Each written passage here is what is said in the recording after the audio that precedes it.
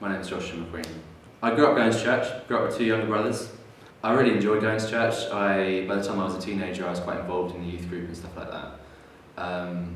So I think I never really questioned it. You get stories from some people that they kind of hit their late teens and something happens, or they get involved in drinking culture, get mixed in with the wrong crowds or whatever, and church becomes a part of their history. Maybe they come back later, maybe they don't. That was never really a part of my story.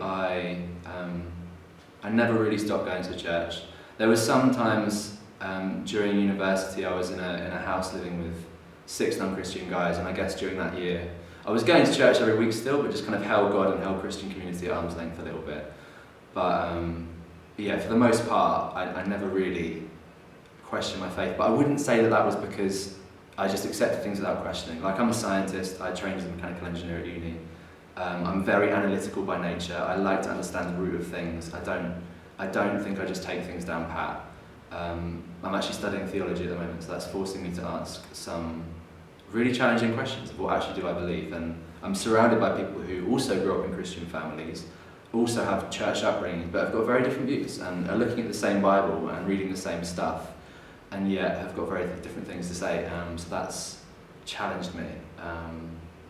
But it's all part of the process, and I think in many ways my relationship with God now is stronger than it ever has been. I have known a number of people who are gay or who have same-sex attraction, and that's massively informed my views on these things. It's really had to challenge and provoke me to change each time I meet someone. And everyone's different.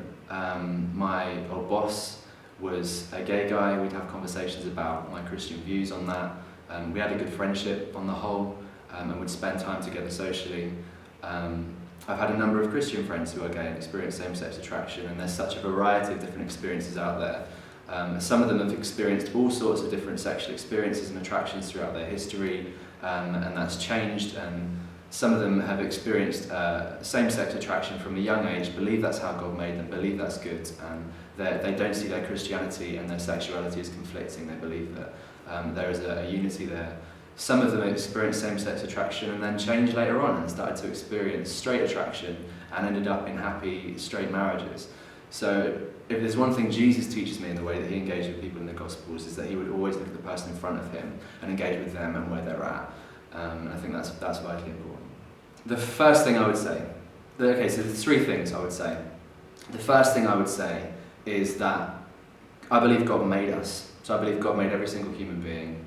And that has a huge impact on what I believe about the way I should treat people and the way I should see other human beings. I think everyone is individual and is precious to God and is distinct from the animals, the trees, the rest of creation. There's something about humanity that is supposed to represent what God is like, and that's huge. And that means we have value, we have dignity, we have worth. So that goes for someone who's gay, someone who's straight, someone who's Christian, someone who's not, every single human being. My understanding of the reading of the Bible is that a male and a male sexual relationship, or a female and a female sexual relationship, is not his best for us. I don't think that gay relationships is the best that God has for us. And I see that in Genesis 1 and 2, we have this 3,000-year-old story that has been tried and tested and analysed by critics for centuries, and it tells us that man was made, that God saw that it was not good that he was on his own, and he wanted to make this counterpart for him, wanted to make a female, a woman for him.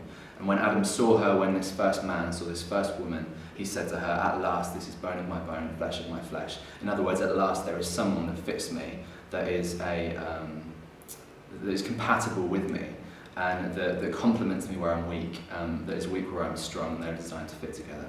And I believe that male-female relationship looks like marriage, and that's what God's best is for humankind. It displays something of diversity and love and equality that is quite unique. If we're going to promote healthy relationships between the LGBT community and the Christian community, I think the same principles apply in any good relationship. It's about genuinely listening to one another with curiosity, and not making assumptions or prejudgments about what other people are thinking. It's about recognising the commonality that we have as humanity. We've all got so much in common, and we've got the same experience of suffering and challenges in life. We've all experienced our own failures and our own flaws and had to face that. And ultimately, I think there's something about realising how fleeting and how small all of us are, that none of us have got all the answers, and approaching conversations and relationships with other communities and other people, recognising that we are going to learn and be challenged in those, and being open to challenging that as well, recognising we've got something to bring to the